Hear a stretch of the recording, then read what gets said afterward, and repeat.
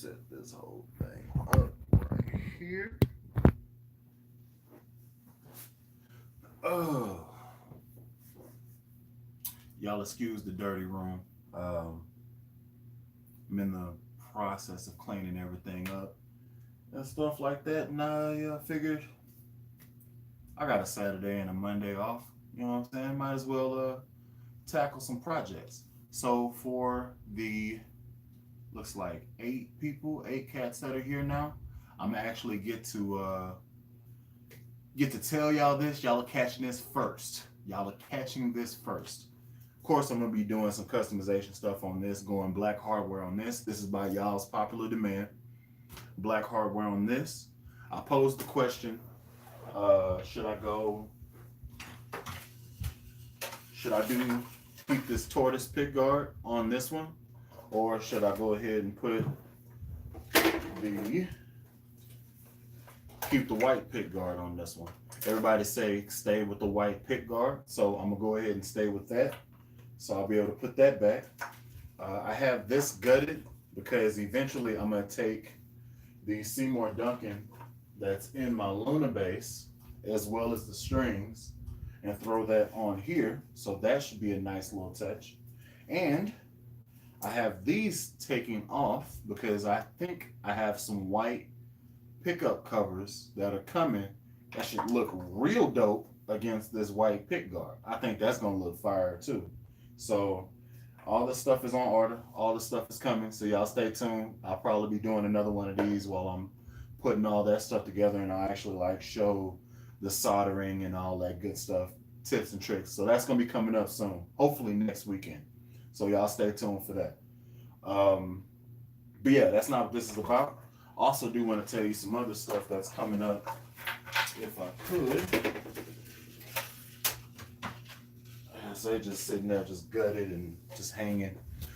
Do have another little situation for you. And y'all are getting this first.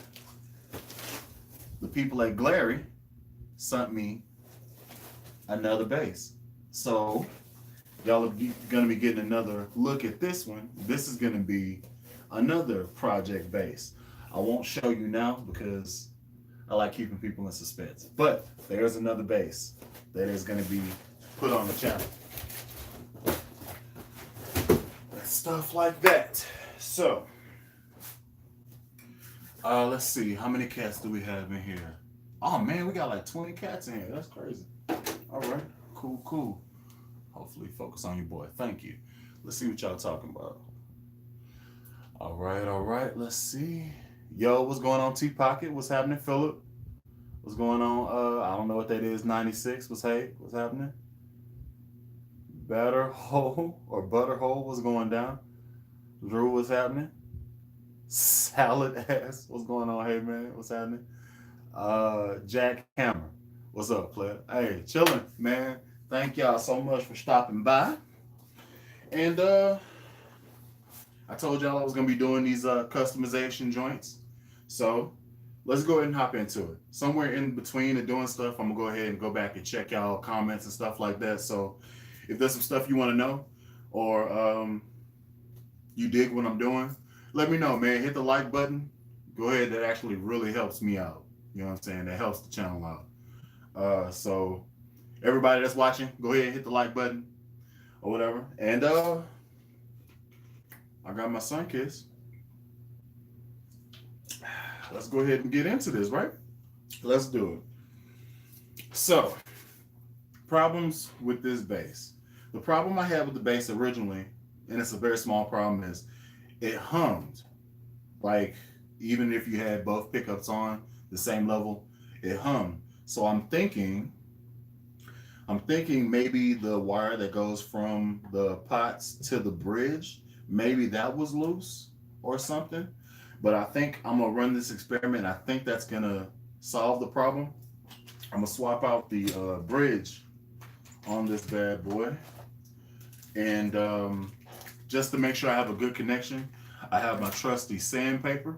So I'm gonna sand down the bottom of the bridge, try to expose the bare metal of the bottom of the bridge so the wire that goes from the pot to the bridge, it has a really good connection. I have a certain suspicion that this wasn't sanded down or anything, so it's just making contact with maybe like a metal that hasn't been like, you know, stripped to bare metal, like it has a coating that is making contact with, so it's kind of, you know, giving a little hum situation.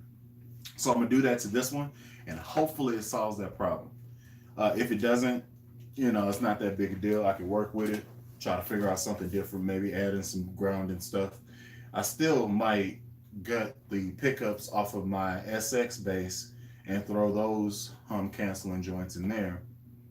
I don't know, or I might just buy some Seymour Duncans to go in here just to see, whatever. I haven't really thought about it that much, but let's go ahead and hop into this. And first thing I'm gonna be doing is taking off these strings, because I do have some black beauties that are going to be going on this one that I just picked up for cheap. I actually got them for like $11 from Fret Nation. I think they were on sale or something. So fretnation.com, that's where I got my strings from, or these. And they're 45 to 105, so that's cool. And yeah, let's get this started out. I'm trying to do this as quickly as possible. Hopefully I have everything to do everything I need to do, so there won't be any problems. I might need to get a hammer and like a socket so I can get out these spools here. I'll handle that in a second though. Okay. All right. So, before I go any further and actually start gutting everything and messing around with the stuff, let me tell you about what's going on the base. Okay, so first order, I got a bridge, and all this stuff that I'm telling you about, I got from Amazon. So I have a bridge, I think it cost me like 10 bucks. I have that. I have the back plate, which is this. That's also going to be black. Hopefully it fits and stuff. I haven't test fit it yet. Yeah, it looks okay. So I have that, the back plate, that's going to be black. The strap locks are also black. They're going to be thrown on here. Pickup or pick guard screws, all these are going to be black. Then I have the string retainer, which is up here at the top right here. That's going to be black. And of course the machine heads. Also had some spare knobs just hanging around, so those get to be black too. Now, what I do want to know from y'all who are watching, should I keep this white or should I paint this pick guard cover black? That's all I want to know from y'all. Should I keep this white or should I go ahead and just follow through with the whole black thing? So I'm not sure. I'm not sure yet. It would be cool if it was black. Like, I kind of like it. I had like a test pick guard that I was messing with. I don't know where I put it, but let me kind of show you what it looks like if I can find it. Here we go. So we have the white pick guard, you know what I'm saying? And then what it could possibly look like, the black pick guard, right? So I'm not sure, white or black. Not sure. I don't know. If I did do it, I'd probably follow the theme that I painted with my other ones, and it'd be like a rhino liner. I'd have to find that paint though. So I know I have it somewhere, and I know I didn't throw it away. So I'd have to find that, paint that. I'd probably take off this control plate, scratch it up, and then paint that too, so it's black here and then black there, no shiny pieces and stuff like that. But I don't know. That may be a project for a later date. All this stuff doesn't have to be done today. For God's sakes, I haven't even taken the freaking plastic off the pick guard yet, so this is still brand new. We're talking about it. So yeah, so let's go ahead and I guess hop into this thing. I need to get a hammer and maybe some type of chisel socket situation so I can take out these rings.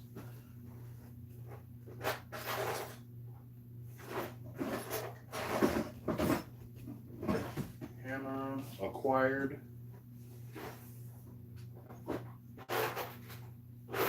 Socket situation acquired. All right. So we good to go on that front. That is ready to go. Throw that over here, and I'll show you what that's going to be used for in just a second. But let's move all this over here. A little bit more space to do my thing, I guess.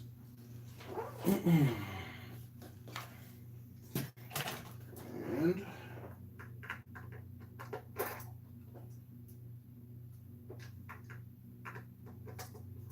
I should be using a drill so I can go faster, but it's not that big a deal.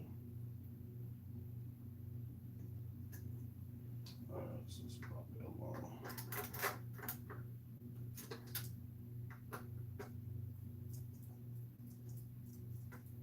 All right. I'm way too lazy for this.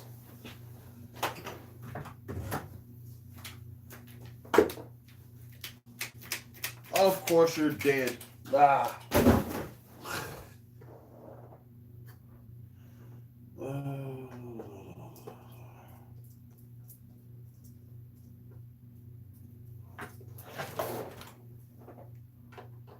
All right.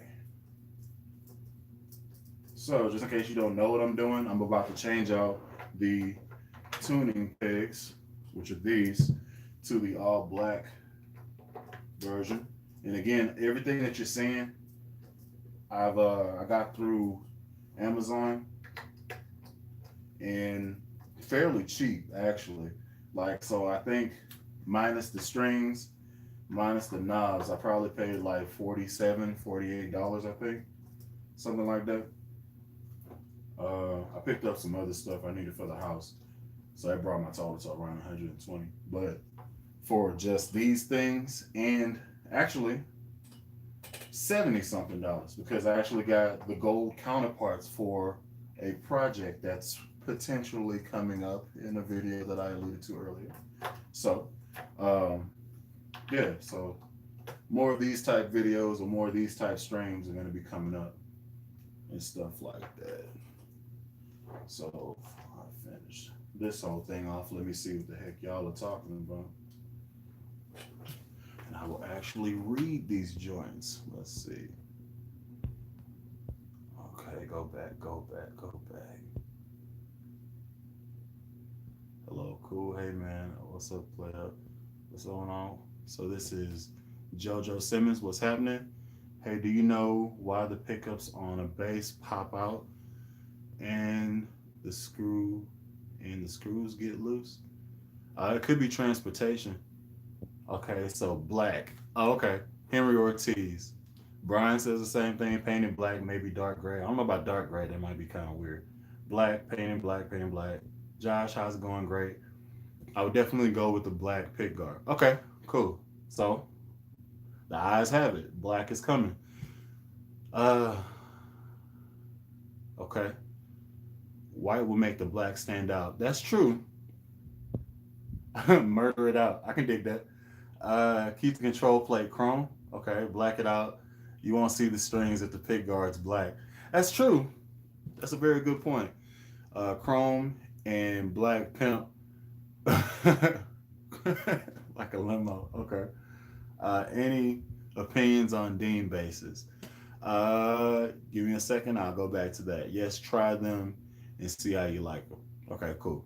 Any opinions on Dean basses? I actually was going to be picking up a Dean P bass, but it was going to be for just S&G, man, because it's hilarious. The Dean bass I was looking at are the highlighter basses. So one's like green, the other's pink, the other was like yellow or whatever. So it was basically just like if I had to play like an 80s show, I put some neon strings on it and show up with a pink bass and like dare anybody to tell me anything. It was kind of one of those joints. And just for fun, just for fun. I might still pick one up later on in life, but right now I don't necessarily need it. But it might be something that I actually trade a base for. So uh, I might trade my Luna base for it, actually, because the idea is cool. Just show up with a big old pink base and start getting down funky style. You know what I'm saying? So, other Dean bases, I haven't really played anything other than those highlighter, like neon green, neon pink bases so far. But they seem pretty good construction. So I don't have anything bad to say about them. I just don't have that much experience with Dean bases per se. So now I will say this: all the stuff that you're gonna see me do, I wasn't taught how to do this stuff. This was just me messing around, making mistakes. Basically, this was the first base I ever modded. Oh, you can't see that. Oh, you're heavy. You're a heavy girl. Oh, this is the first base I ever modded. You know what I'm saying? So everything that I learned here, I then translated to all the other bases I messed with. So I went from everything that you see that's black was chrome. So this pick guard was white. This was chrome. I painted that. Added these knobs with the preamp that I got from Ardare. And this was a chrome bridge. I then added a solid chrome bridge. I thought that was cool, but I kind of like this Ibanez type look. So these are actual separate bridge pieces. So I did that, added the strings. These are Wilkinson's tuners. And I never got around to getting the string retainers black. I don't know, for whatever reason, I just didn't do it. But yeah, this is the first bass I ever messed with. And this happened like, I think 3 or 4 years ago. 3 years ago, I believe. And I've kept her around. And I'll never get rid of her. I say never, but I'll never get rid of her. You know what I'm saying? Then there's my Franken bass, which is now the Raiders bass.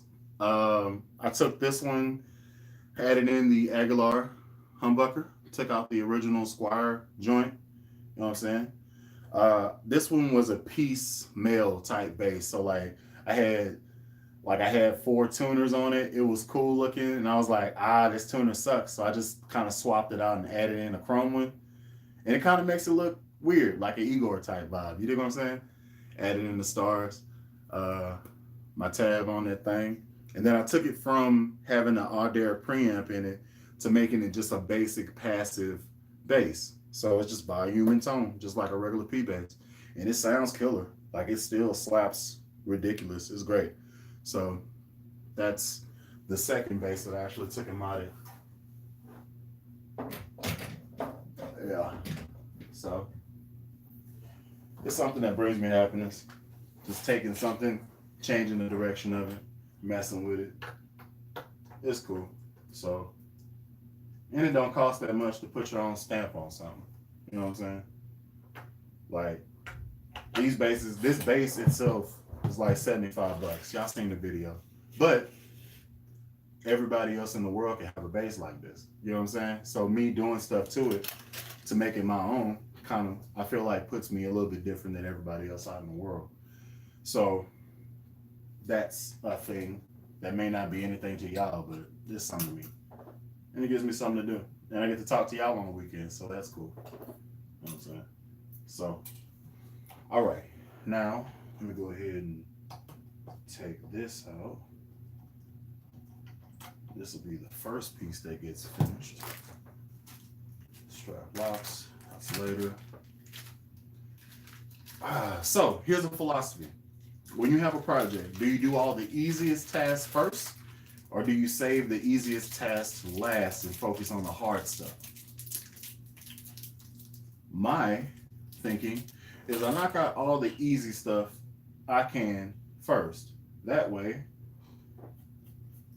at the worst case scenario, I don't have anything left once I tackle and finish the hard stuff. So all this easy stuff like the string retainer and all that stuff, I'm gonna go ahead and knock that out now. Get that out of the way.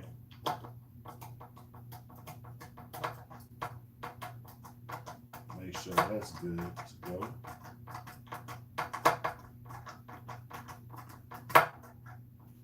Make sure this is set right.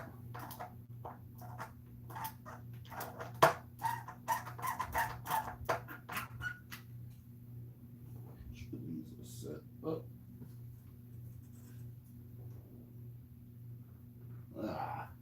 Okay. Back it off. Turn this around.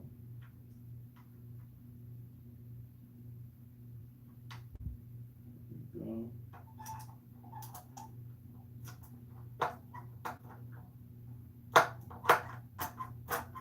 Somewhere lock this down.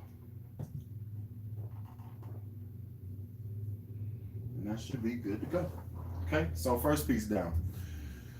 Next thing is getting these rings out that hold the tuning pegs in. So as I knock these out, I'll go ahead and throw them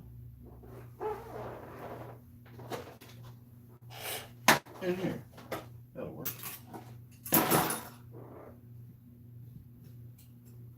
That way I can keep track of them. If I ever want to build a base, I have excess parts for the bin. Oh, there we go. That was simple. Just push it up. And this is a adapter piece to a ratchet set for whatever.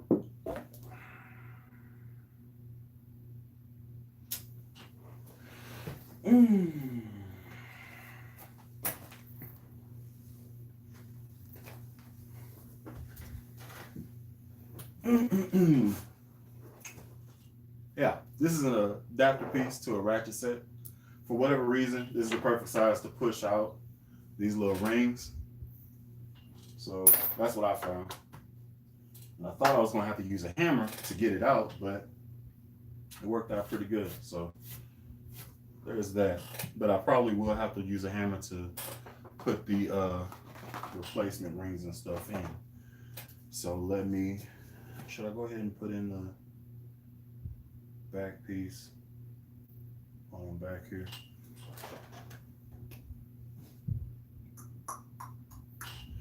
Let's go ahead and do that. And let me also put this on the charger.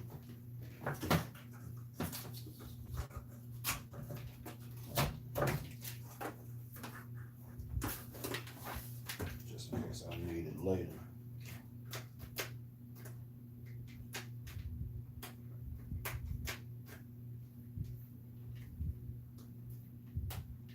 All right. Okay.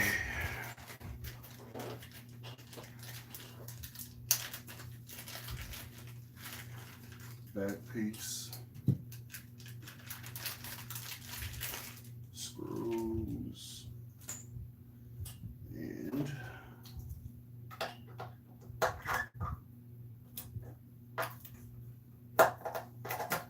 this, let me take this off. Make it all weird.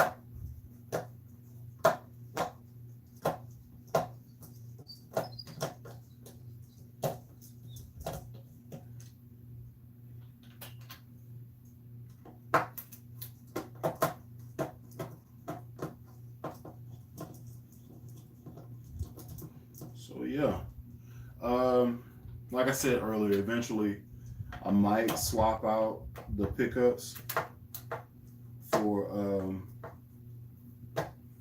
something a little bit more snappy. Like these are ceramic pickups, so I might go with some like Alinco or Alnico, however you say it, 5 magnets. A little bit more responsive slap, a little bit more bite. And I'll probably end up going Seymour Duncan. They just are my company, man. Like they don't cost a lot. They get the job done. Sound good. And I can't justify spending like $200 on something that's gonna, oh, it lines up great. Yeah. For something that's gonna like serve the same purpose. So I would go Aguilar because I love how that pickup sounds in my other bass. Sounds great, but I don't have $250 just for pickups, especially not on a $75 bass. You get what I'm saying? So who knows, man? After I finish with it, somebody might like it and I might get to sell it. Who knows? I don't know.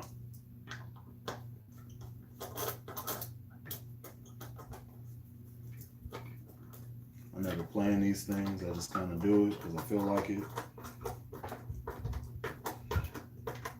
Oddly enough, I've had people ask me to kind of like, they'll give me the money and then I do the mods and then just send it to them. I was like, well, why don't you do the mods? It's not hard to do. It's relatively simple. Anybody can do this.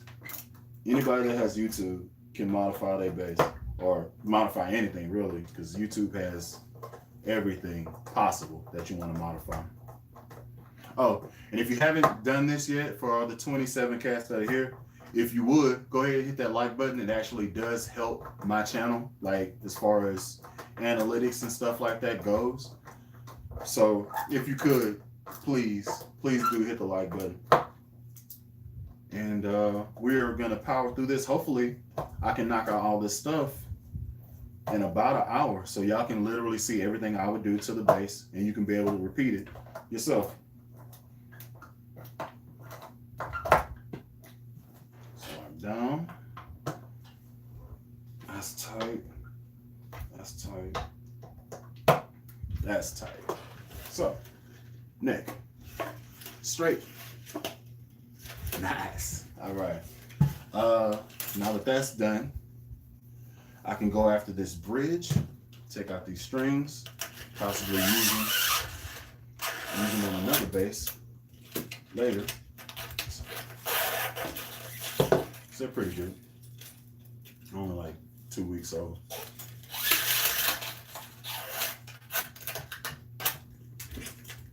And strings are expensive for basses. It's not like $7 for a lead guitar. So if I can save money buying strings, it makes sense to do it. So get these, take it.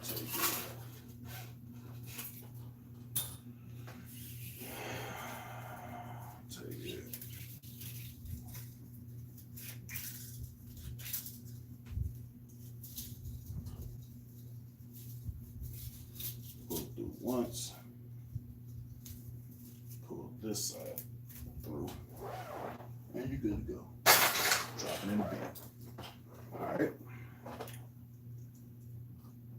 I'm not gonna mess with the electronics, so I can go ahead and do this. That's quick and easy. And these are the barreled. Oh, come on, man. Focus on your boy. Are you gonna focus on your boy or no? Thank you. These are the barrels that came with it, and the replacement are exactly the same thing, exactly the same type of barrel, so it should just go right on, and it does. Exactly in spot. You can pick up these for like $6, $7 off Amazon. Real quick, real easy. No Allen key involved for these particular knobs or whatever. They look good, feel good, real quick, real nice swap. And these can be saved for another bass in the bin. Muscling through. I'm gonna save these tuners for last because I gotta open up all that stuff. Let's go ahead and attack these strap locks. Knock that out the way. Man, I got 2. Ooh, I can put this on there. Sweet. Bet. That's awesome. So they sent me a, why am I out of focus, dude? This is, come on, phone. Oh, God. Anyway, so I paid for 2, I guess I gotta come forward so you can see my face. I paid for 2 string retainers, and they sent me 3. So now I get to take this one and then throw that on this bass right here. Remember I said a little bit earlier, for whatever reason, I didn't get around to buying string retainers. So now I have these extra, and I can use it for another base, or I can just throw these on there, which is probably what I'm gonna end up doing later on today, which is cool. So, yeah, so recap, back plate, changed it to black from chrome. Knobs, took them off, put on black knobs, that's cool. Put in the black string retainer, went ahead and stripped the machine heads off of the base. And now we're doing the strap locks, which are up top here in the horn.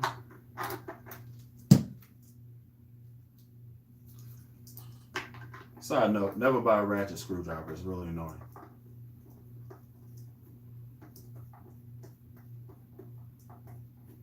I think I got it in a pack for like Christmas or something, so I'm not complaining, but it's hella annoying.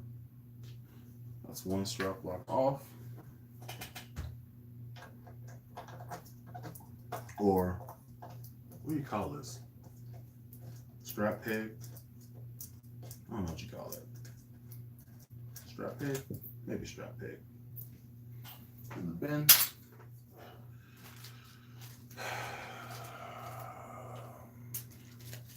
Why does it keep unfocusing? That's ridiculous. I don't know. This phone, dude. I don't get it. I don't get it. Anyway. So let's go back and actually see what y'all are talking about. Let me put this together. You go here. You go here. Which then touches the body of the guitar. And then we'll take you off. You go in here. Sweetness. Yeah. So all these modifications, I'm literally doing it as we speak. You know what I'm saying? Doesn't take that long to do. Isn't that hard? And some people care. Some people don't. I do. It gives me something to do on the weekends. Let's see what y'all talking about. Hello to all 30 of y'all that are actually watching me now. You know what I'm saying? Let's see. Man. Okay, so here we are. Yeah, I answered the question on the Dean basis. Yes, Charm, see how you like Go Raiders. Appreciate that. Are you in Oakland, California? No, I'm in Tulsa, Oklahoma. But I am a Raiders fan through and through. You're welcome, Reese, for the response. Can we hear how it sounds? Yes. After I'm done, after I put the strings on, I don't have a problem playing it. But I got to get through all these modifications. And I was wondering if you had a 6-string. Yeah, I actually have 2. I have a black one, which is right there. And then I have this natural one, which is right here. This black one, I'm actually going to be throwing some neon white strings on because I think that's going to look fire. And then I always keep black strings on this natural one here. I always keep it. Is that the first bass you modded a 7-string bass? Or did I see that wrong? No, it's a 6-string bass. Okay. Hey, Whiplash, what's going down? With all the mods you're doing, will it be an Alan Brown signature bass, Mike Edwards? If that ever happened and some company wanted to like create this thing for me, that would be so freaking dope. I wouldn't even know what to do with myself. Man, I have ideas about what I would want as my signature bass. But long story short, it would involve a P pickup in the neck position and a humbucker in the bridge position. That's what I would want to do. And I want it to only come in 5-string because that's pretty much all I'd be using it for. Well, I guess 4 would be okay too, but mostly 5-string. That's my bread and butter. Like I always play 5-string pretty much. So it would involve a P pickup and a humbucker pickup, all Alnico magnets. Of course, it'd probably be in either black and gray, or it'd be like a burst blue and white, matching headstock. It'll probably be a rosewood or ebony fingerboard, maple neck, and the body I probably want it to be alder. So that is that's the base. And the hardware would probably, if it's black and gray, it would be black. And if it's blue and white, I'd probably go with gold. Yeah. That's the Bully the Kid bass, the BTK bass, if that's what you wanted to say. Yeah. Will you be changing the pickups? Whiplash. Yeah, I might. It's either I'm gonna go ahead and take the Sumerian pickups I have in this bass right here out of that bass because I don't play it that much. It sounds great. That bass sounds great. That's an ash on maple neck bass, and it sounds phenomenal. But I don't play it very often. Like I don't know why. But so I'm gonna actually rock with these pickups in it because they sound pretty good. And if I do want to do some upgrades and stuff like that, I'll find some, you know, maybe like probably Seymour Duncan's or maybe DiMarzio's or something like that. If y'all know some pickup makers that want to talk to me, I'll be more than happy to go ahead and do that. So if y'all know anybody, go ahead and send them on over to the channel. Okay, focus. You need an assistant. You probably right.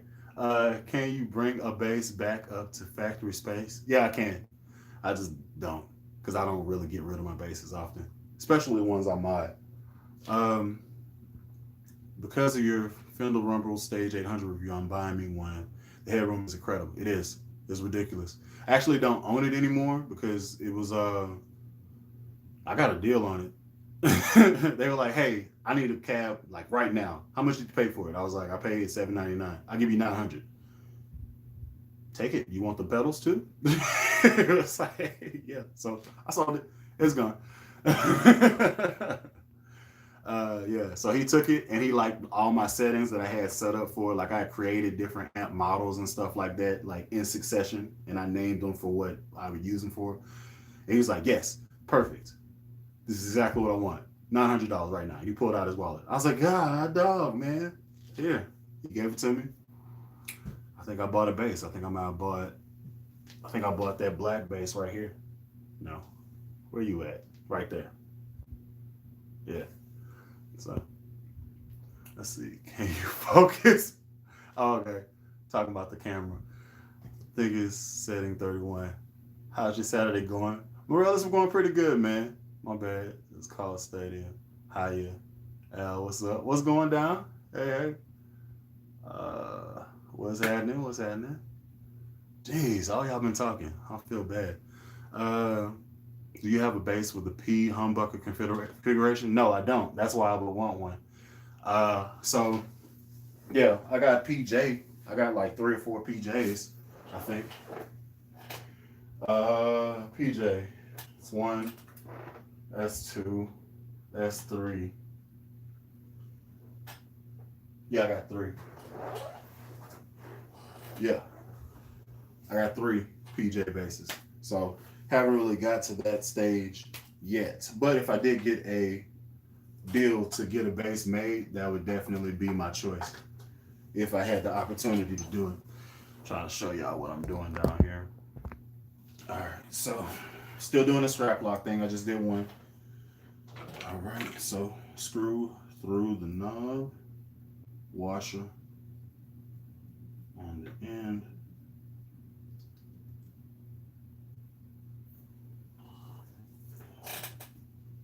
Take off the replacement, clean it up.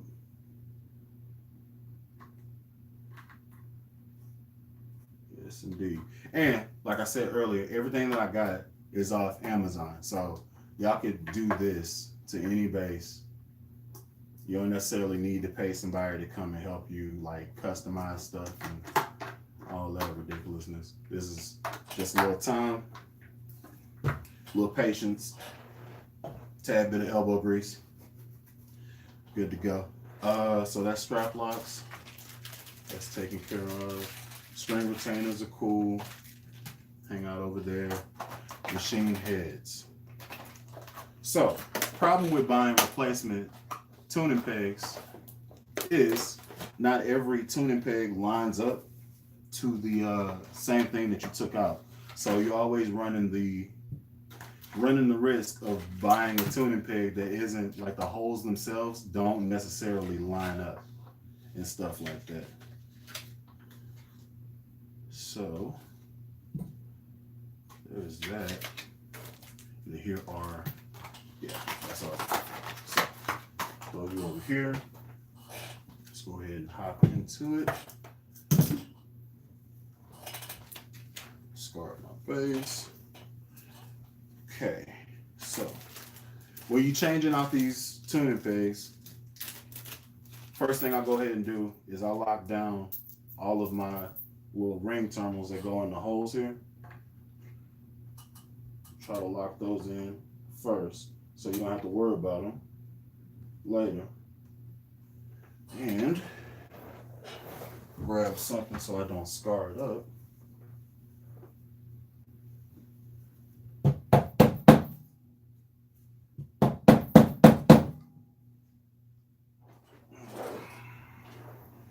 This is the problem. There's too much give in this table.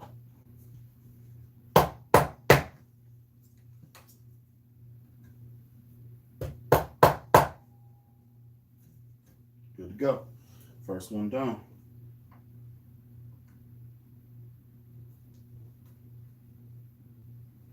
Okay.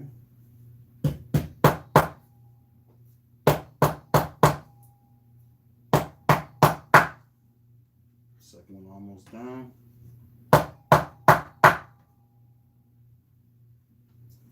Almost there. Okay. Good to go. And I didn't break my string retainer. So good on me. Of course, this thing is having trouble focusing. Come on.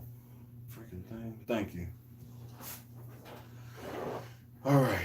After I put this in, I'm going to go back to the questions. I know I just seen somebody pop up, so let me go ahead and finish this, and then I will go back and check these questions.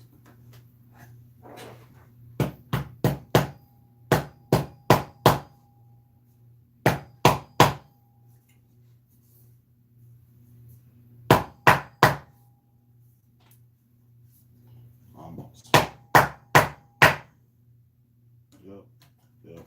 Yep.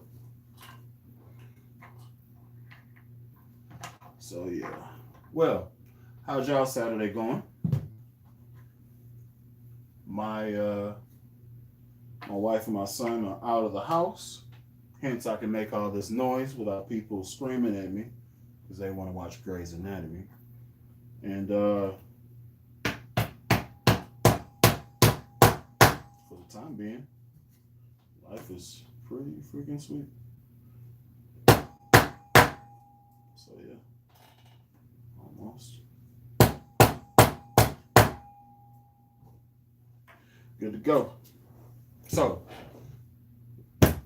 little holders, circles are in, all the way flush. String retainer still there, not broken. Let's see what y'all talking about.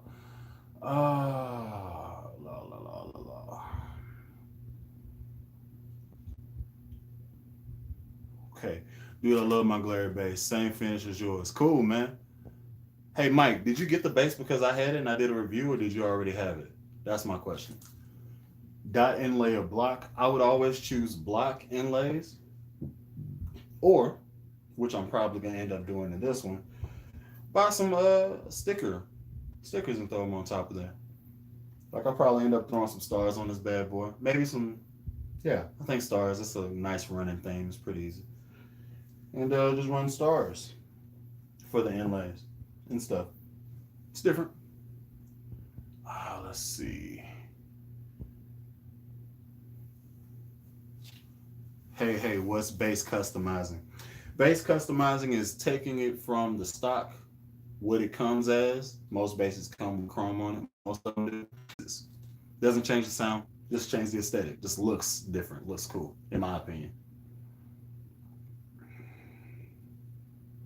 I'm not drawing on my pick guard. What the hell are you talking about? Sire V5 or Sire P? I would choose Sire P. I like P basses. I bought mine with an amp for 80 bucks. All I had to do was straighten the saddle and tune it. Yeah, perfectly playable. I'm in love with the action. I can't slap well yet. Give it time, man. Sorry, V10 is sweet. It is. I just don't want to pay $1,600 for the one I want. Uh, I'm doing good, Martin. Life is pretty cool.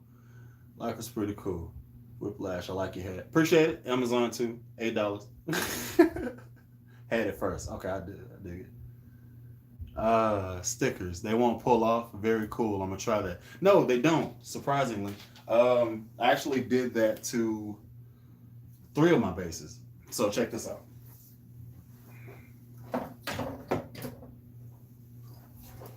I said stars. That's literally what I did to this. Just threw stars on all the pickups, on the dots. That's one way I went with it.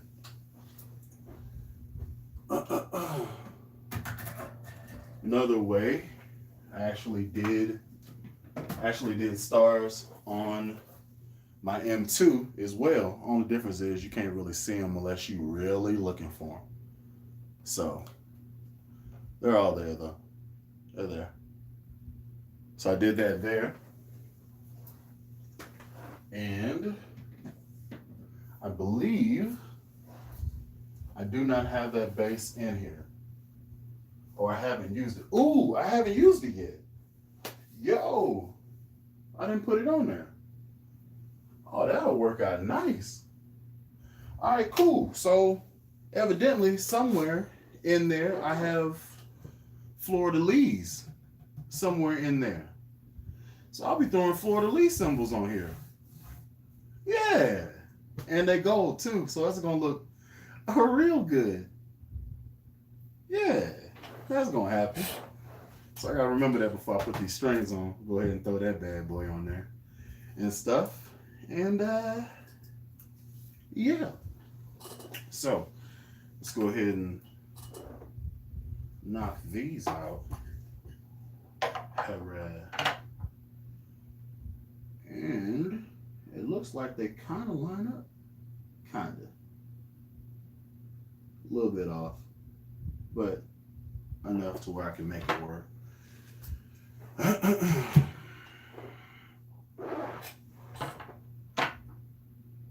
Yeah. Yeah, they kind of line up just a little bit. So I'll be able to twerk with it. That's gonna work out all right. Get them all straight. Get them all straight in there. Yeah. And again, I got all these parts from Amazon. I think these ended up costing me like 20 bucks. This cost me like 5. The strap locks was like 2 bucks. The retainer was probably, this retainer that's on the front right here, that was probably 3 bucks for the 3. So if you got a bass that you don't think looks good, or you're just tired, just want something different, customization, man. That's where it's at. And you get to have fun with it. So if I wasn't talking to y'all right now, I'd probably have some anime or something on. I'll be getting through this stuff, locking it down, making it happen. But I felt like y'all probably want to know how to do this stuff. So it gives me some time to, hang out with y'all, see what's going on, answer some questions, chop it up with y'all. Because when it comes down to it, I really just do this for y'all. Now, my mom, who I originally started the channel for, she got to the point where she's like,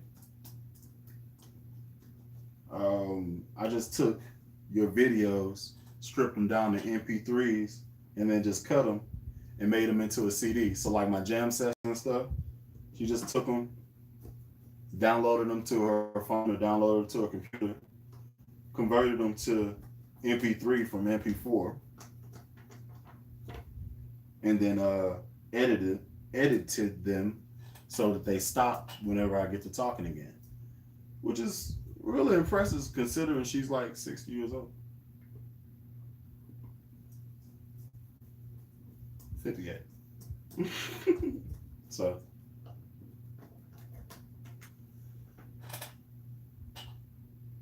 I don't really have to do this anymore. But I do this for y'all. So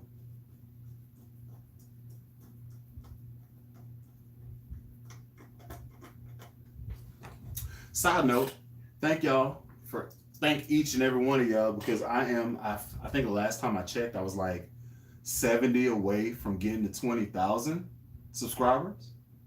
So thank y'all so much. That's pretty freaking awesome. Considering I only did this for, like I said, my one subscriber, which was my mom.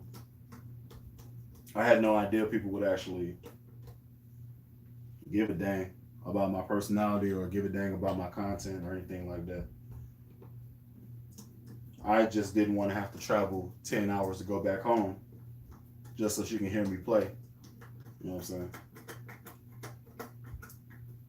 That's not fiscally responsible for anybody, you know.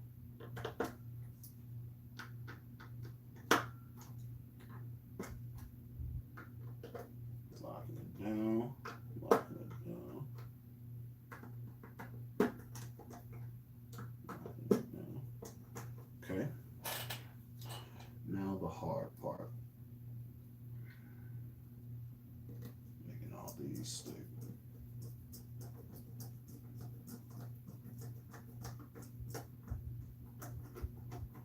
Alright. That's one.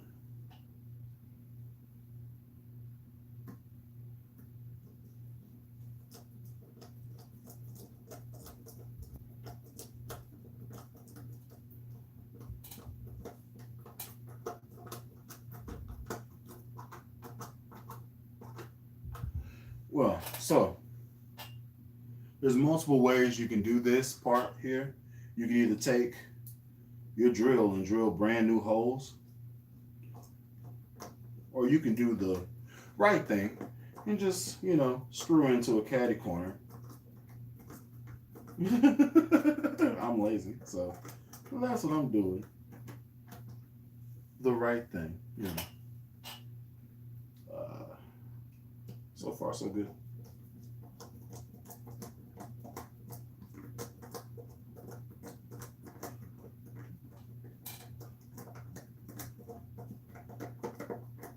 Yeah. It's 2 down. All right. 2 more to go.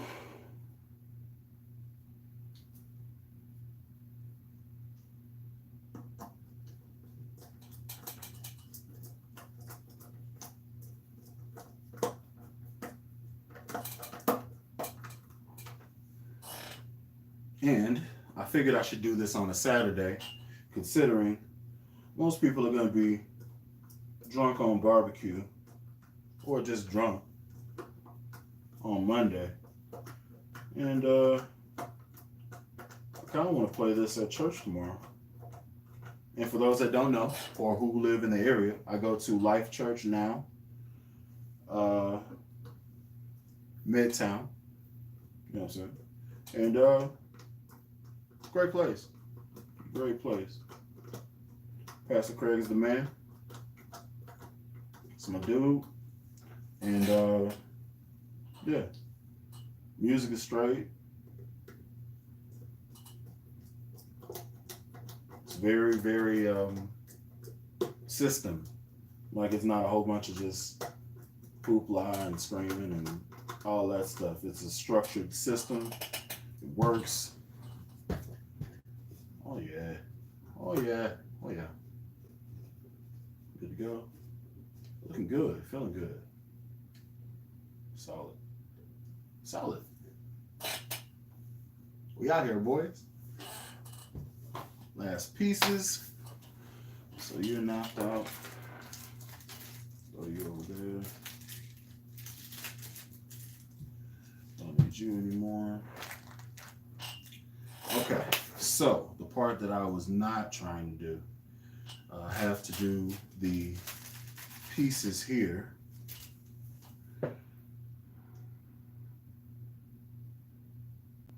think I'm gonna end up painting this today. So like putting a stamp on my projects.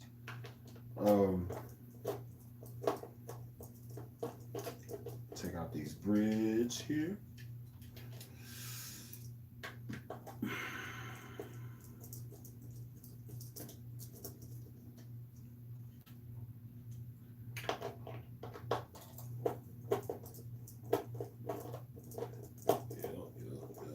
Yep.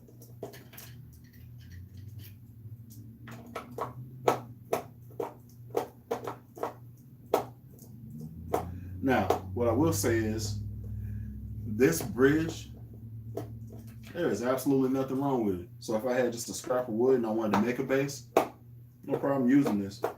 Actually, I have all the pieces to make. I have pieces, pickups to just make a base. If I want to do like, I want to make a base that has jazz pickups, like neck and bridge, and then put a P bass pickup in the middle, I can do it. Because I got this whole bunch of scrap pieces. Hell, I could do it and have like a tone on each circuit. And just have like 6 knobs for this pickup, for this jazz pickup, for this one. And then they all have their adjacent tones, which would be cool. That'd be different.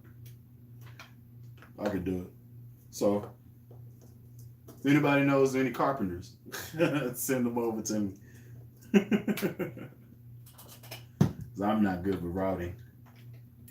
Come on now. Are we still in there? Ooh. You're gonna move. Never encountered this before. That's a bad idea.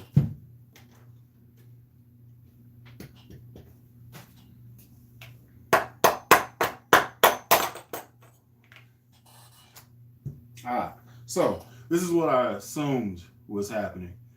There's a shiny chrome piece, like this whole back is really shiny or whatever, and it's not scuffed up, so it's not actually making contact with the bare metal per se.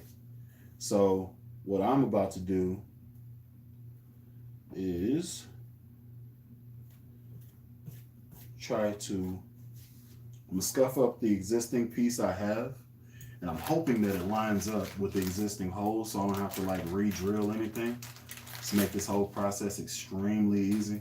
But you know, life isn't easy like that, so we will definitely see what's about to happen here. It's a nice bridge, and it looks like 1, 2, 3, 4, 5. 1, 2, 3, 4, 5. Let's see. I'll be dipped. It actually works. Hot dang. All right. Well, let's go ahead and get nasty with it then. That makes sense. So, first thing I got to do is I have to lock this thing down, and I have to make sure that it's contacting to a completely bare metal surface for the best dispersion of, so it don't ground out or whatever. So, first thing I'm about to do, take some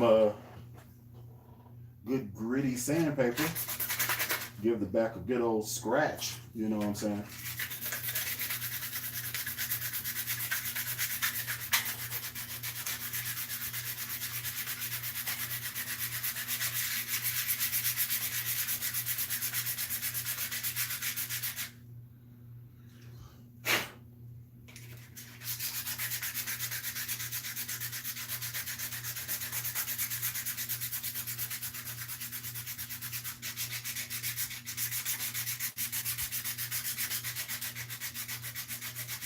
Now, problems with doing this, obviously,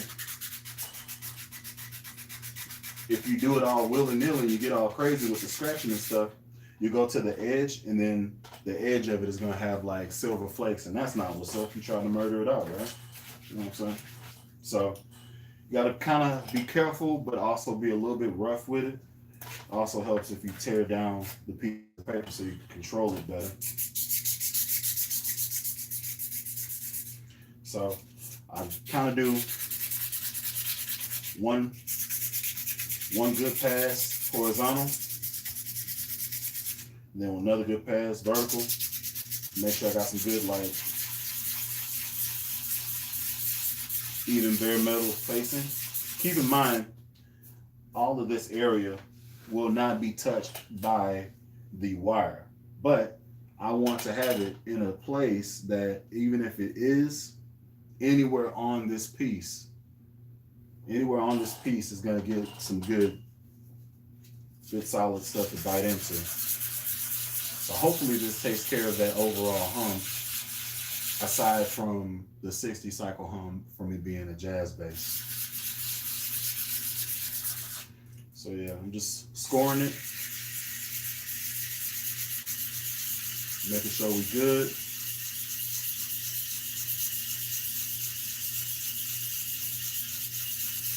I think that's pretty good.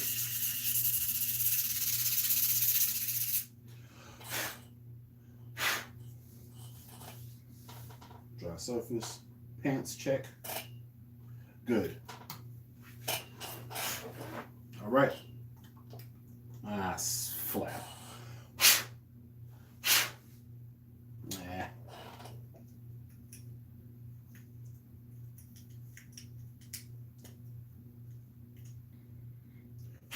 I'll take a Q-tip to it later. But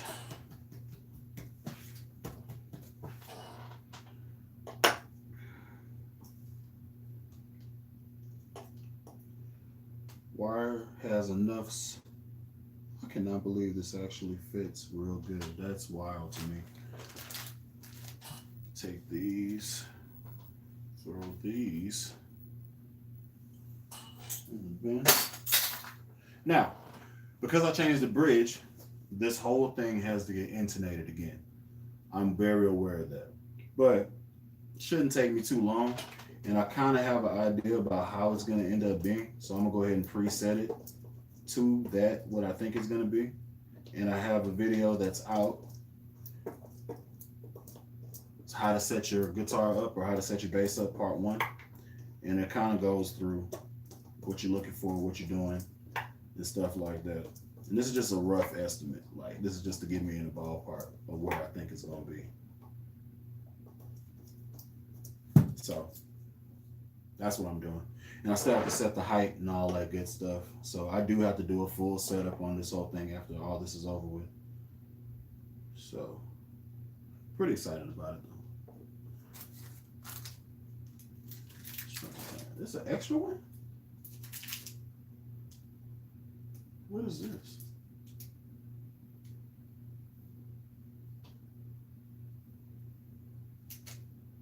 I got four? How'd I get 4?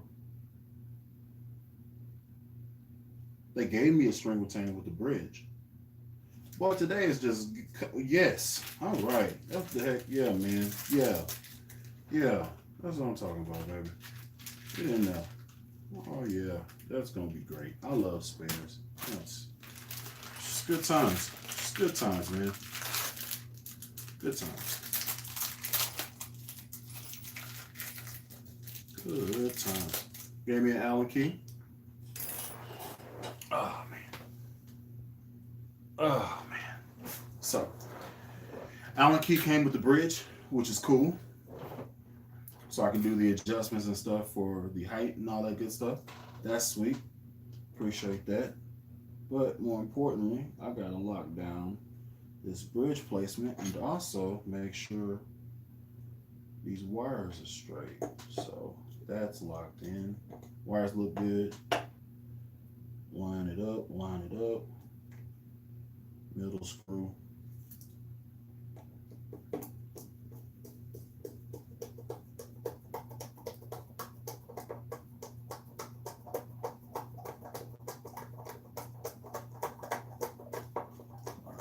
Down. That's cool.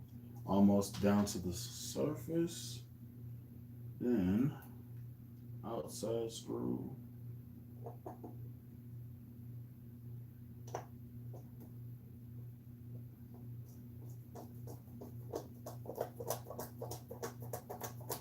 Lock you down. And this screw. Now, They do not line up exactly, but it's enough clearance so that I can get the screw in there and hold it down. Luckily, they are going to be screwed down and opposing each other, so they shouldn't move at all. So that's cool. So I screwed in the center to make sure it doesn't slide front to back. Then I screwed in the edge screw halfway so that I can then tighten down the other edge screw. And then the middle, the second and fourth screws come later. Not no big deal. Most important ones are the center and edge screws so that the bridge is solid and doesn't move at all.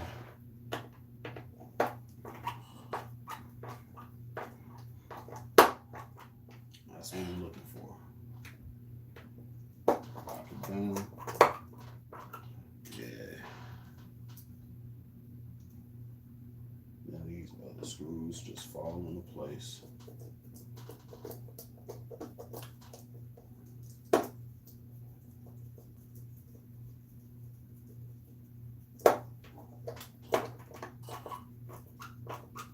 Good to go.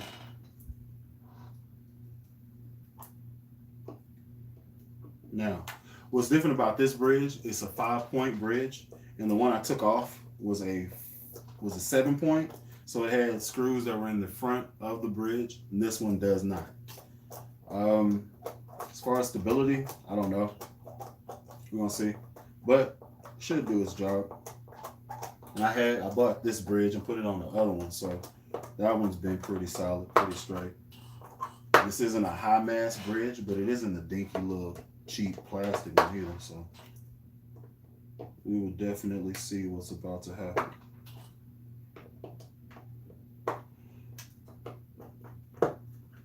That's cool. Oh yeah, it's factory. Oh. So yeah.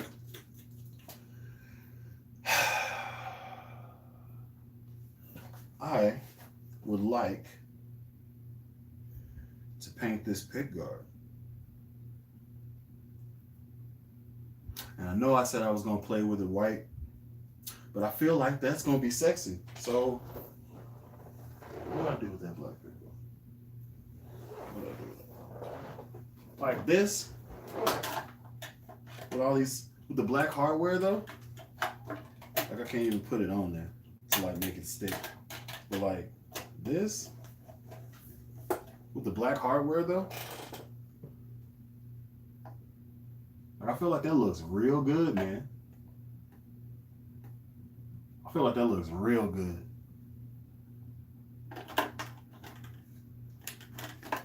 White hardware. I guess it don't look bad. Black hardware though.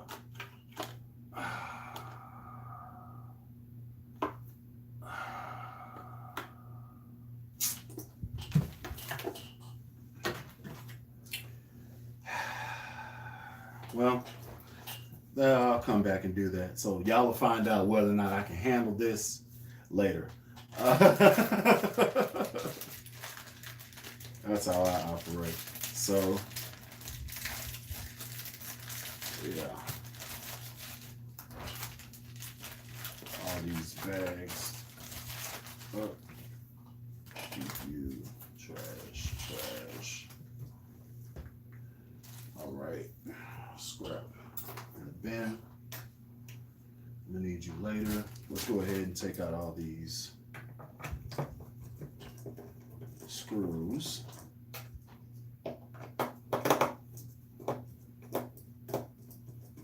So I got black screws.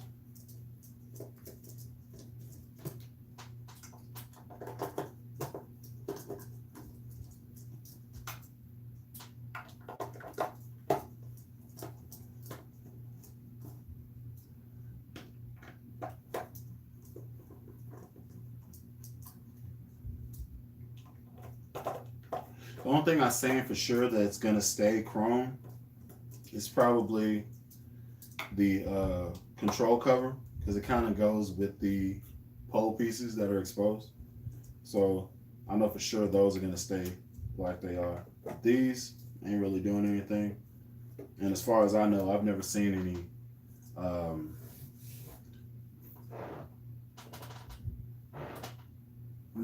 black frets before. So I had to look at my goth base. I think that one's still chrome too. Hold on. Where's my goth base? Yeah, goth base has chrome frets too. So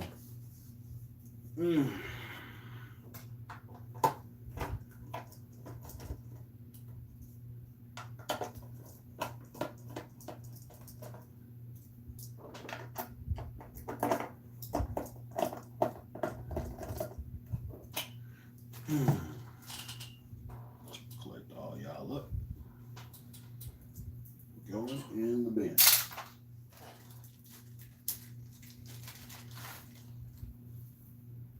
Yeah.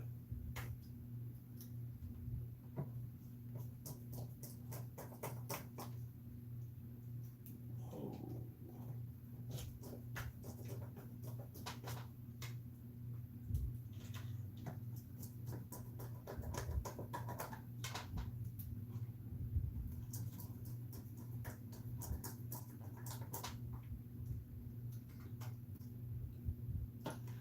There isn't really any rhyme or reason to how I'm doing this. I'm just doing it. And for whatever reason, this phone refuses to stay on my face. It's pretty ridiculous. Maybe it's because it can't see me. I don't get it. So yeah. All this facial recognition software and stuff like that, and it keeps going out of focus. Why don't it just stay there?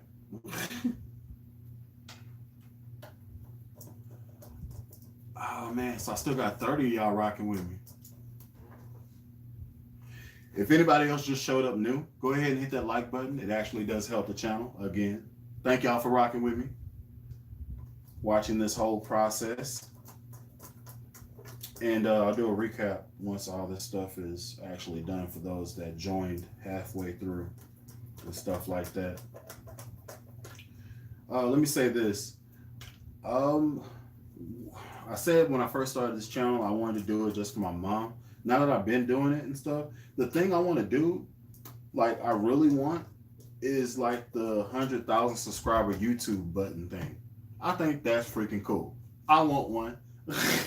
So if y'all would help me out by sharing this channel, sharing your favorite videos, you know, help me get out there, because I can only do so much. You know what I'm saying? If y'all can help me out, that would be greatly appreciated. I'd like to someday get to that 100,000 so I can get me a button and then like put it like right there so it can be like in all my videos. That's an accomplishment, man.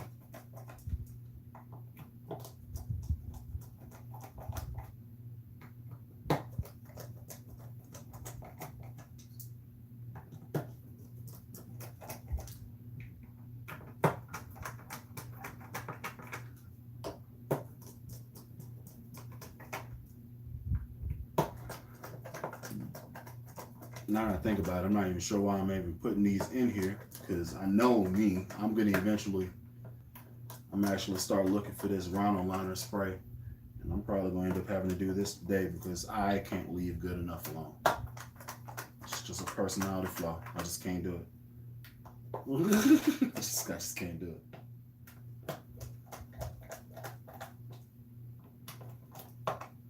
Yeah, it takes some doing to get me motivated, but once it happens, nothing's gonna stop it.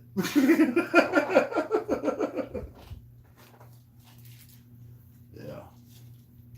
So get to save these for the next base project, whenever that'll be.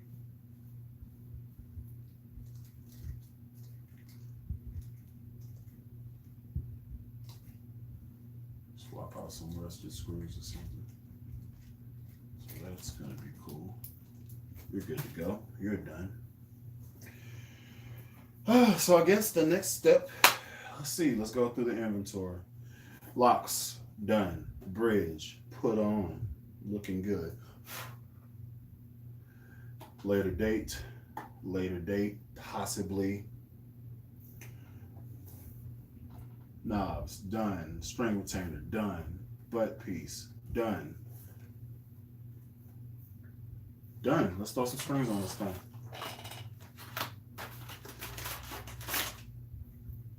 Yeah.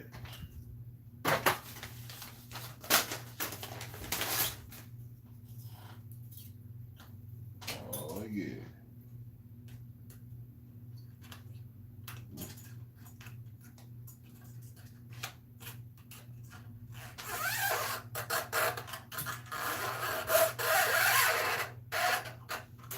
Don't be mean. Don't be mean. That's it. All right, good job. Don't be mean. So I need a cutter.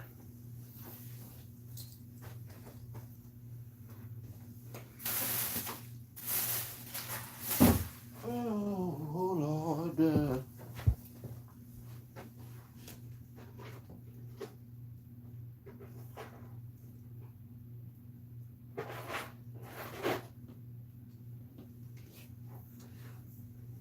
Diagonal cutters acquired.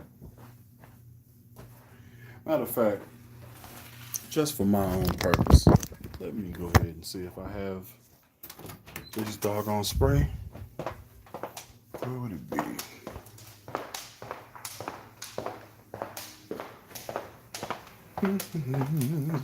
Yeah, this is Bully the Kid's house.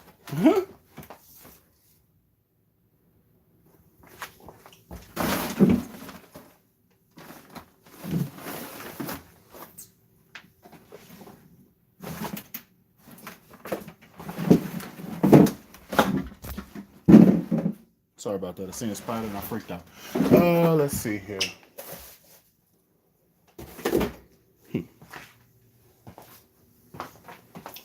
Slide inside. Let's check outside. Spray, spray, spray, spray.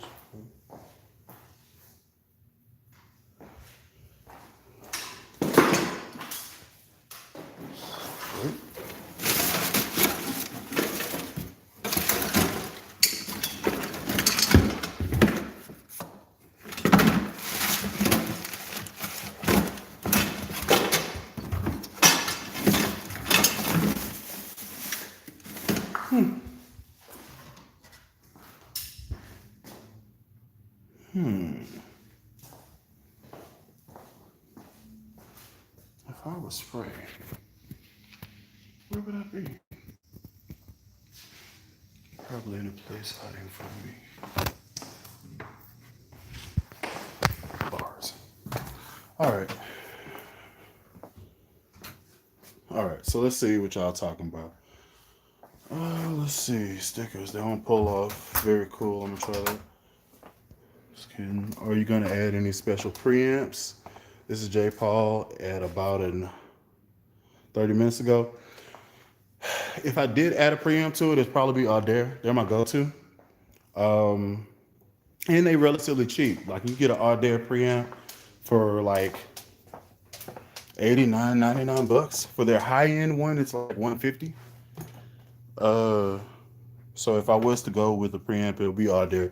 Like they never let me down. Like I love them. So that would be what I would go with. This is gonna bother me. This is gonna bother me to no end. I'm not gonna be able to handle this. All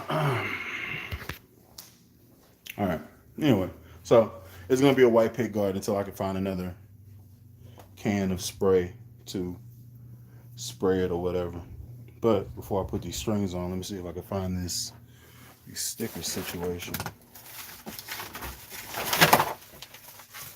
Are you here? Yeah.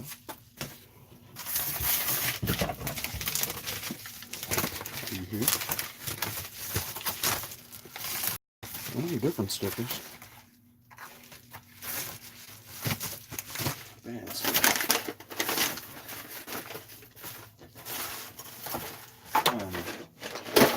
I'm just not winning today. I'm not winning today.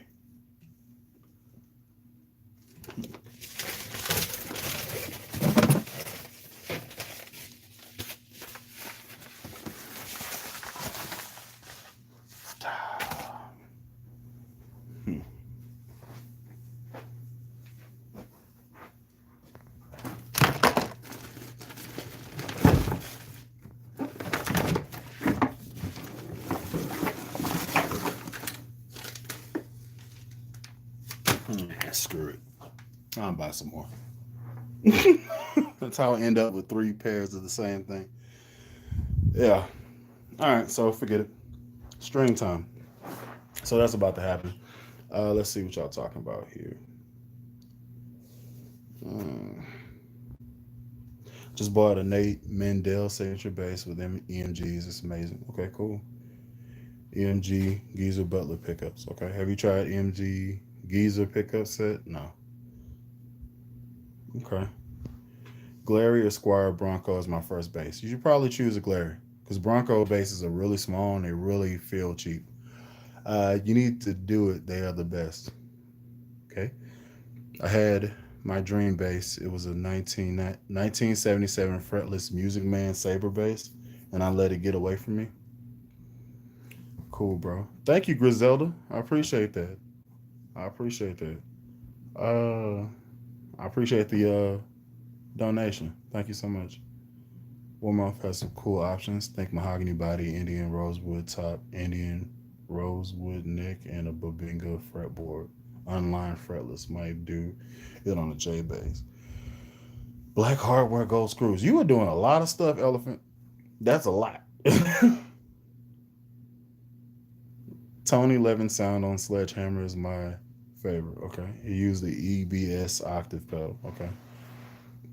Are those stars engraved in the neck? No, those stars are just stickers. They're just covering up the inlay dots and stuff. Working on a P base too, but disabled and low end disposable come. Okay. Gave me free tickets to Peter Gabriel in Chicago Stadium. That's cool. That's cool. So today is only about looks. What about the preamp and pickups? I actually don't have a preamp to throw. I mean, I do, but I'm using it in the other bass. So um, that'll be a later video if I decide to do that. That's going to be probably a very short video because the Audair preamp I'm thinking about picking up, it's literally you put it in there, the battery fits inside the cavity, the control plate, and then it has screw terminals for the pickups, the hot leads and stuff. So it's literally bloop, bloop, bloop, bloop, good to go. You know what I'm saying? So, but that might be a video I do in the future. Probably, maybe next month. Maybe next month I'll mess with it because I still got to get the hang of playing with this as it is, as it comes. Because I want to give a good, after owning the $75 base, what are my thoughts type video. So before I start doing all that stuff with it, I'm actually do that. Uh, so this isn't necessarily hard to do. You know, like could I do this with a basic experience with tools and some help from a friend? What I just did, I literally had a screwdriver, a hammer that I didn't use, some sandpaper, and I just got some diagonal cutters. You can get all that in a Walmart tool bag for $9. So minimum skills, absolutely. Because I don't have any skills like talking about. All this stuff I learned from watching YouTube and making mistakes and messing up on my own basis. So congratulations on achieving nearly 20,000 subscribers. Thank you so much, Mike. Best bass channel on YouTube. Thank you. I don't think so, but thank you. I watch Scott Divine, so I know he's the best bass channel. He has a team. He's doing it. Lil King, what's going on? How's it going, Alan? Pretty good so far. Hey, players, what's your Mount Rushmore bass players? Okay, I like this. Yeah, JoJo Simmons. Yeah, I'm assuming you're talking about for the bridge. Yeah, that was the. That's what I'm thinking. It's not a guarantee, but that's what I think the hum thing is going to get canceled out by me actually giving bare metal to that bridge wire. So we're going to see.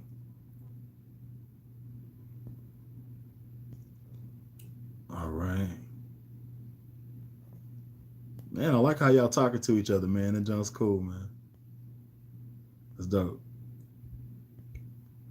Dang, I've been missing a lot.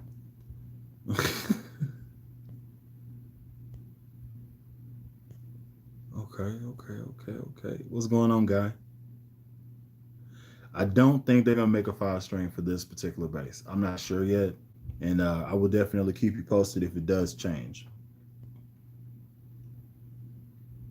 What's going on, Nate? Appreciate it. I think you'll hit 100K subs. I hope so.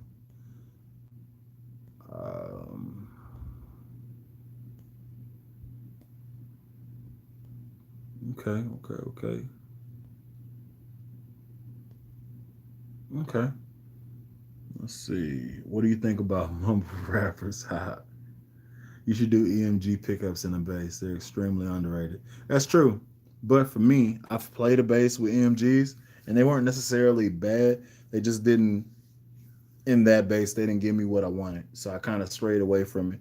And I was given a pair, like a bass that had Seymour Duncan quarter pounders in it. And I just fell in love with the bite of that particular pickup. So I never really ventured outside of that. Not that I'm a Seymour Duncan head. It's just I just never. If something is giving you exactly what you want, why would you go experiment with something else? You know what I'm saying? If you go to Dairy Queen and you really love the Butterfinger Blizzard, why are you getting the Oreo Blizzard? You know what I'm saying? It might be good. It might, but it might not. So that's where I'm at. That particular subject. So right now, I'm just gonna go ahead and actually throw these black strings on here. Maybe plug this bad boy in, and then we can see what it do with it. Okay.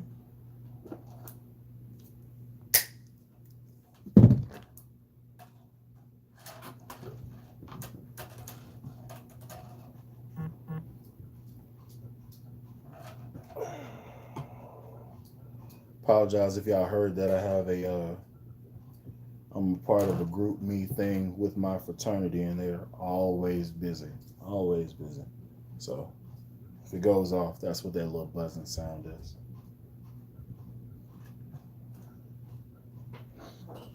I probably should put you over here.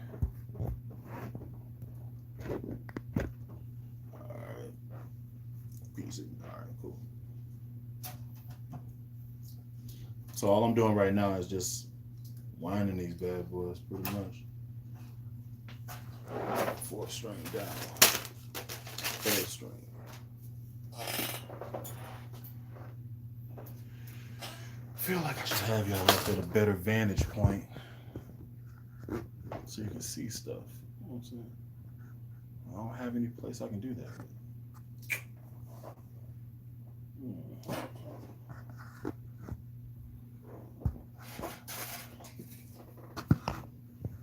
Try to rig up something right fast. There we go. There we go. We in the game now. Oh, come on, cuz.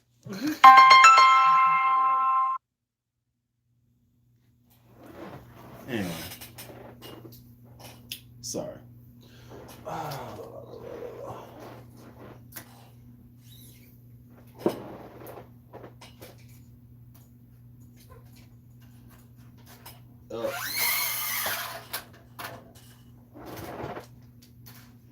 So yeah, hopefully I'll get to throw all these on here and sounds good. Tone it up.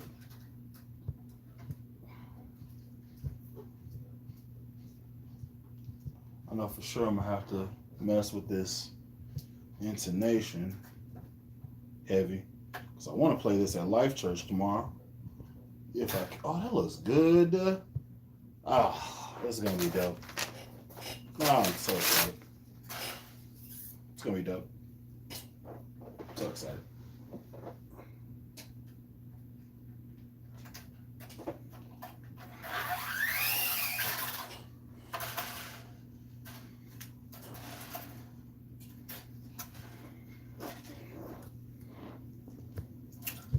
Sleep bun.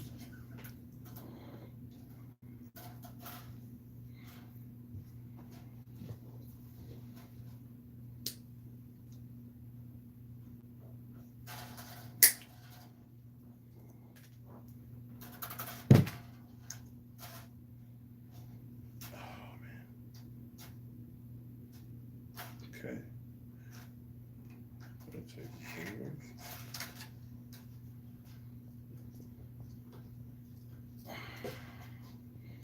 So far so good. The string retainer, actually I had to turn it around, but looks like it's doing its thing. If I can keep you in there, looks like it's gonna be all right. Did what it was supposed to do.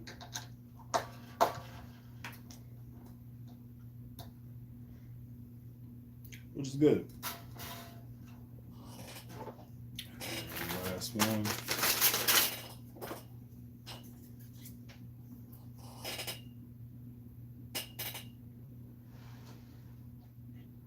Oh, pro tip. Whenever you're actually putting your strings through and it goes through the body, so you don't have to mess with trying to turn it and fumble it, whenever you first stick it through about that far, bend it up. That way when you push it through, you have a piece to grab. And it makes it a lot easier to put stuff in that way. So you take it, bend it up, then you have a tab that sits up like that. You don't have to mess with it. Just pull it on through. Pro tip from Billy the Kid.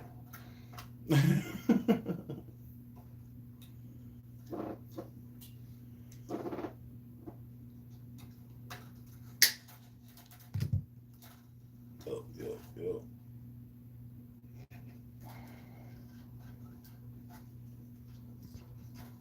And another thing, whenever I'm actually like cutting it to size, I usually go, like I'll take a string and I'll pull it all the way through, and that looks good.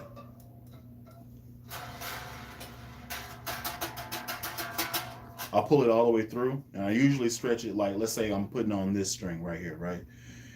See, it was pretty long, so I ended up stretching it to about a peg and a half past, cut it right there, put that in, and then wrap it around, and it gives me 2 wraparounds for each one.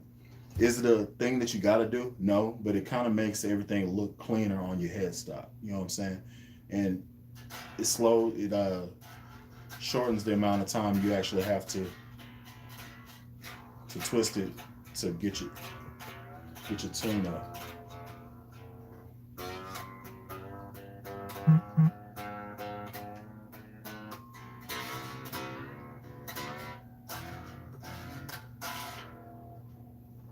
So next step is tuning.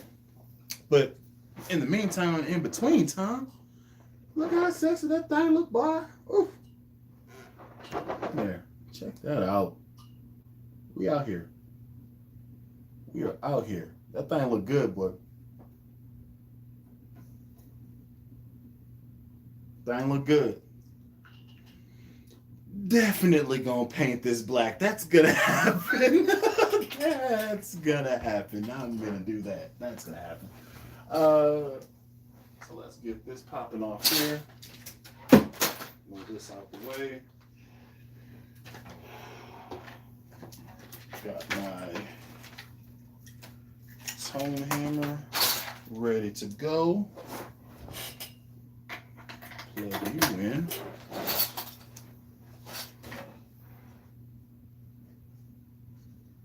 Turn you on. Not in operation yet. Good. Turn you on in a second. And y'all heard what it sounded like before, so new strings are just gonna make it sound brighter, which isn't a problem.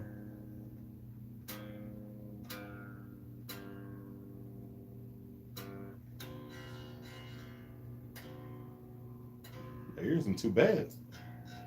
It's up there.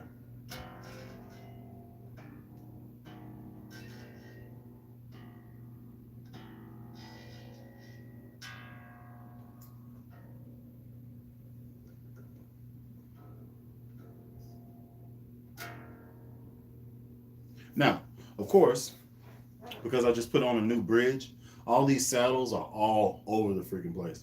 So first thing I'm gonna have to do is adjust the saddles to, feel good.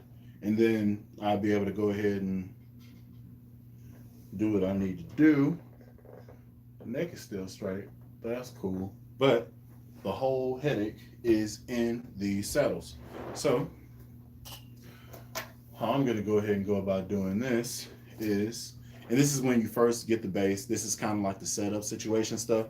So I'm gonna turn down. I'm gonna turn the tuning pegs loose a little bit so I don't pop a string while I'm up here adjusting stuff.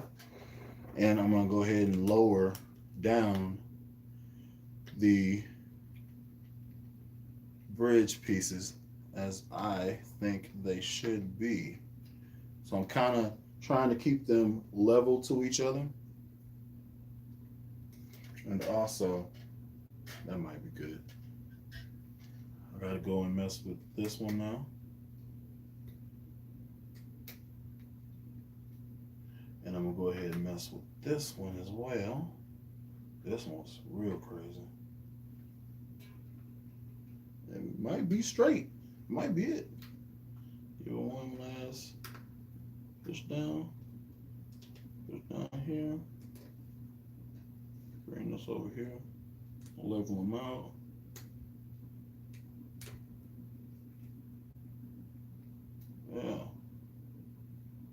Yeah. And now they are nice. They're plumb with the neck. So then I go back to tuning. I'm gonna have to close this door because my monster's about to be home. And that's gonna be a whirlwind.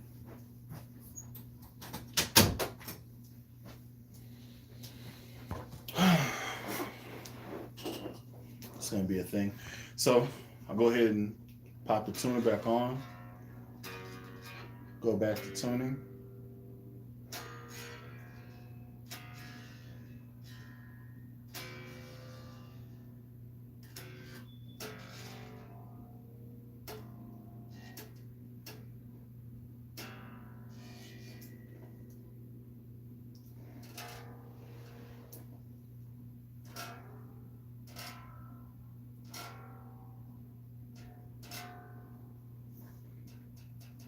I'm also going to have to lower down these pickups because they're touching. That's a thing.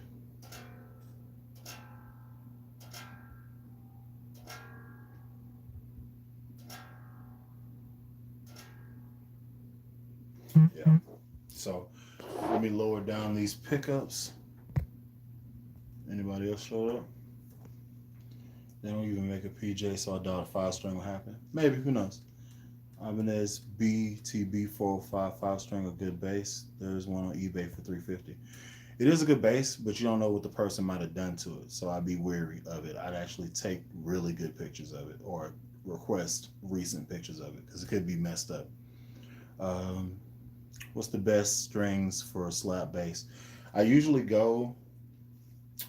personally go with Dunlop Super Brights. That's usually what I do.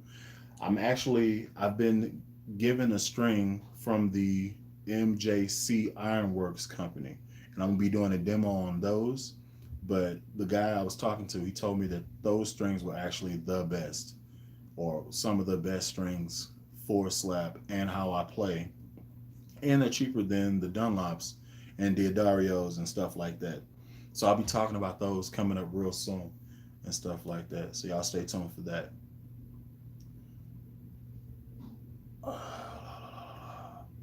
You should do more of these live streams. I would, you know what I'm saying, but I don't know if people would actually like watch. Like, I got 26 cats on here, and I know there's been a lot of people circulating through and stuff like that. So maybe.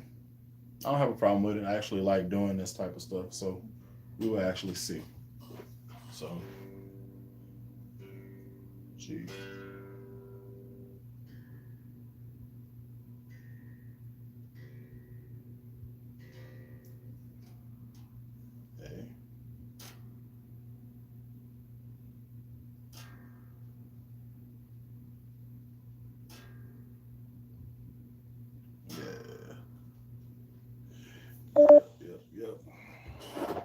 Yep, battery's about to die, so I'll be ending this pretty soon, but I do want to make some adjustments, and you can actually hear what the bass sounds like and stuff like that. So all I'm doing right now is lowering the neck pickup because it has the potential to slap these strings and make a popping sound, and that doesn't sound good in recording, so I'm going ahead and adjust those down.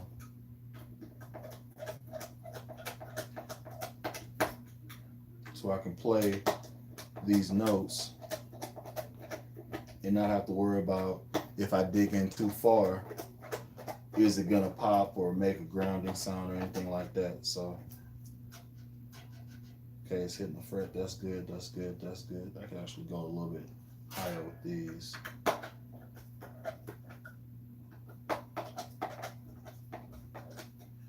So this may be an unpopular opinion, but it is my opinion. I tend to go caddy corner when I own my pickup, so higher on the G string side than the E string side. That's basically because most of my bombastic slap stuff, I want a pronounced pop. So that's usually what I do for mine. So it's basically how close can I get to it without actually causing problems. And this is probably good. So let's see what we got here.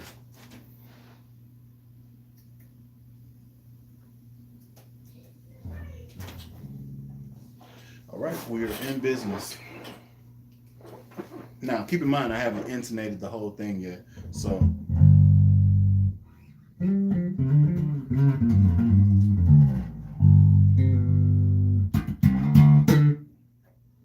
Tone.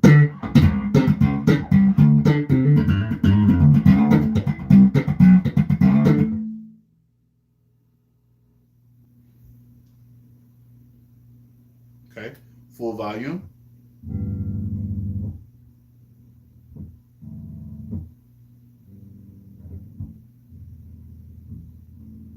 That solved the problem. So basically that's me showing you what I did was I scraped the bottom of the bridge, scraped it to bare metal, and then put the bridge back on, and that solved the grounding issue.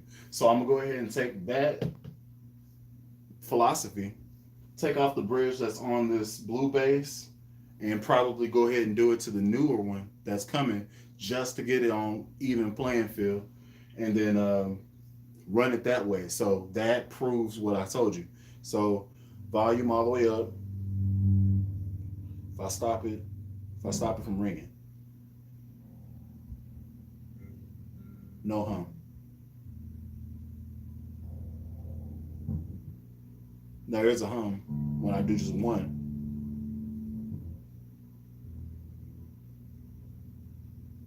But it goes away. Nothing. Great. So let's go tone up.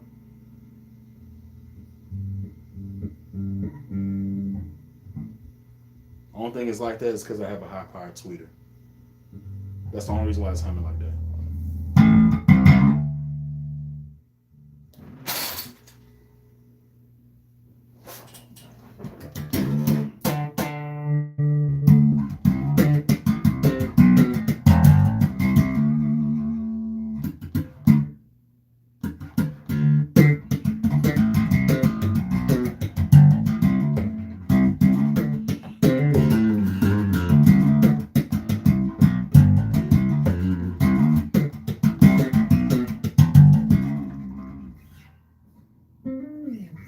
So yeah, so intonating, and I know it's 24 y'all here still watching. I've been on here for 2 hours. Thank y'all for rocking with me. Intonating. The whole thing behind intonation is making sure that the notes that you play open here is the same note there. It kind of sounds the same, but the subtle nuances come across. So let me get it in perfect tone here. So now this is G, perfect G. Pressing down, not bending. I have it a little bit sharp. So goes perfect, a little sharp. So I would have to take my screwdriver or whatever, and I would then, if it's sharp, I would loosen it, I think. So I'm gonna go ahead and loosen this up. Relieve some pressure, some tension off of the string. Loosen it all the way up. That way, hopefully I overshot what it's supposed to be. And we will see where we are at. So now it's okay. I think that's the right way to do it. No, other direction.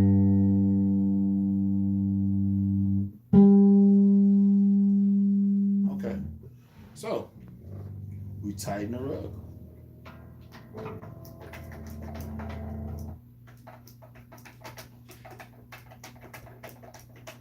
So if it's sharp, bring the bridge that way. If it's flat, bring the bridge this way. That's what I just found out. And this is just a whole process of doing that over and over and over again. Tone down to true G.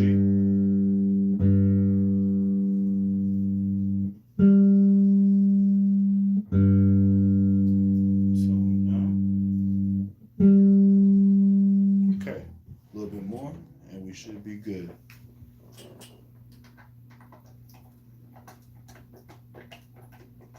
Which offsets everything else. So let me go ahead and pull this back.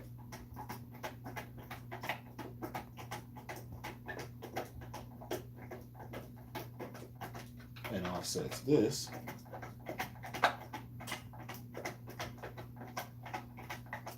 And offsets this.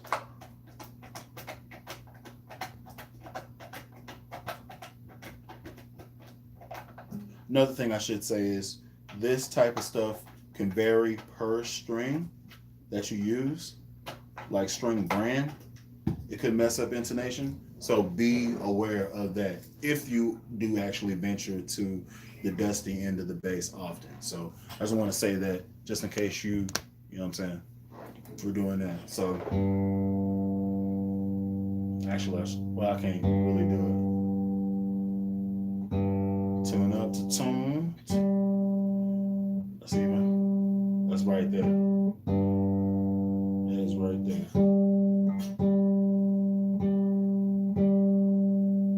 Like it's right there. So a little bit more.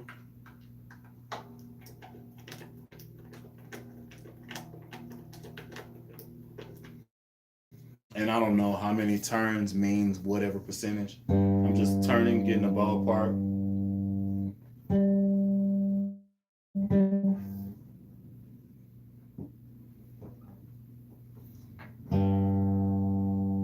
There we go.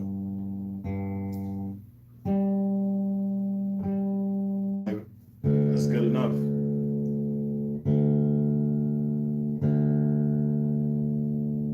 D. That's right on. Heck yeah. A.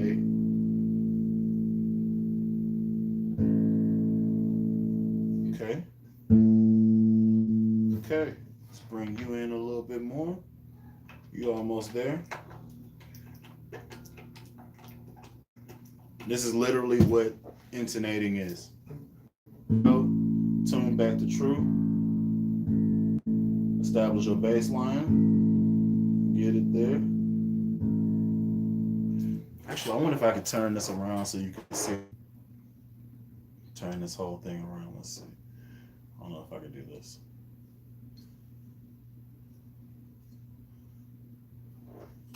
I'll just. So G. Close. It's close enough right there. D. A.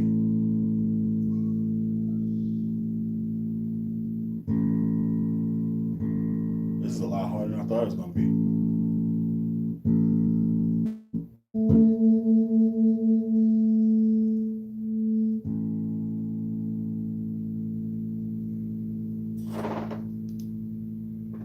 Oh, man. I can do this. Okay, that's a little bit better. Okay, so I gotta take it in just a little. Stretch them out, stretch them out.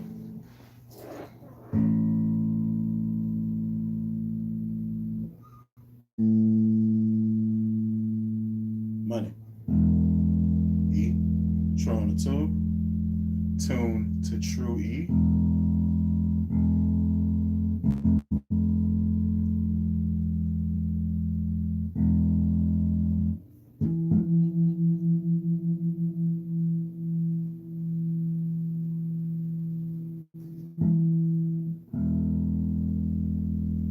Okay. All right. Money.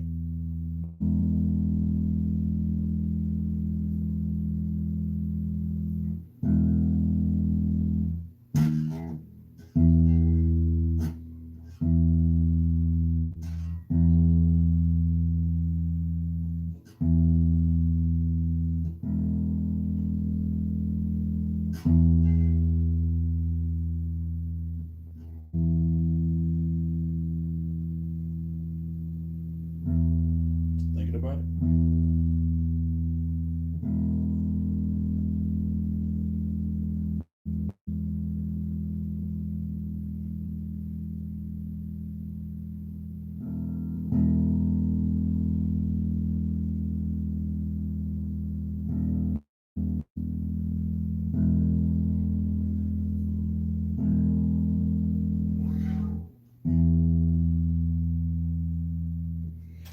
This is a lot harder trying to do it in right. Okay, that's good. Okay, that's a little okay.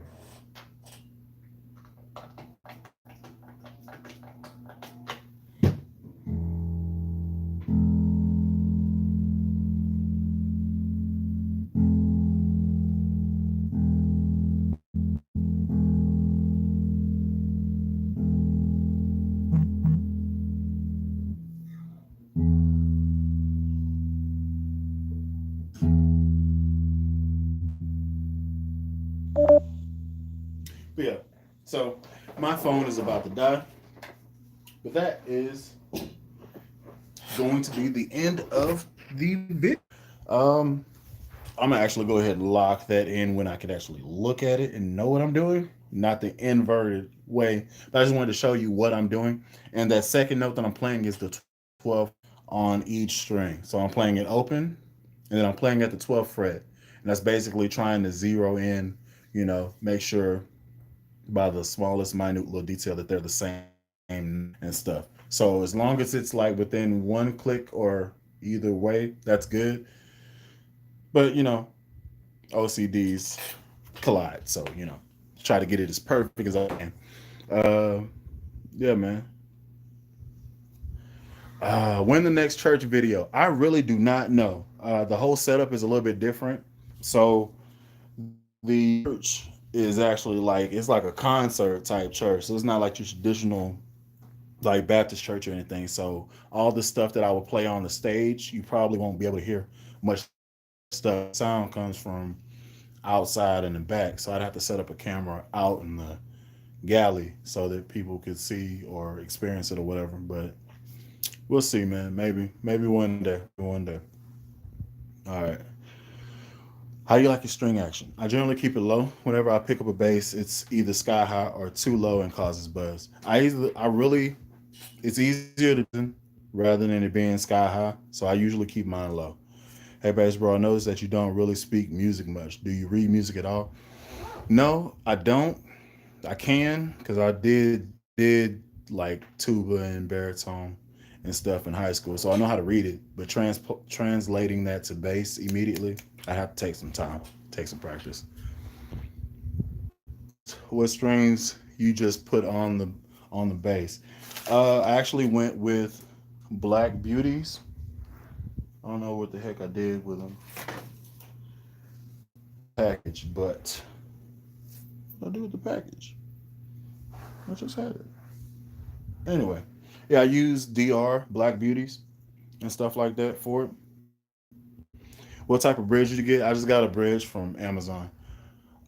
Use DR Black Beauties. Thank you for that. Why don't you just this? Who the hell? Did you see this? Y'all see this? Why don't you just commit suicide, Alan Brown? Boy, if you don't get the hell out of here. Who are you? How do I mute you? Who you and get rid of you? You dumb. Uh, yep. They look sick. Great video. Thank you. Appreciate it. Peace out. Peace out. Love the modification you did to the glare base. Great video. Thank you for rocking with me. We are at 2 hours. So I did all this in 2 hours and stuff. And I'll probably hit y'all next weekend so that I could work on this base here, which I have gutted and chilling. And I have this base that I just got in from Glarry. And some new situations, if you know what I'm talking about. You dig what I'm saying? So, new stuff coming on the channel. Thank y'all for rocking with me. Until the next time. This is Alan Brown, aka Bullet the Kid. Y'all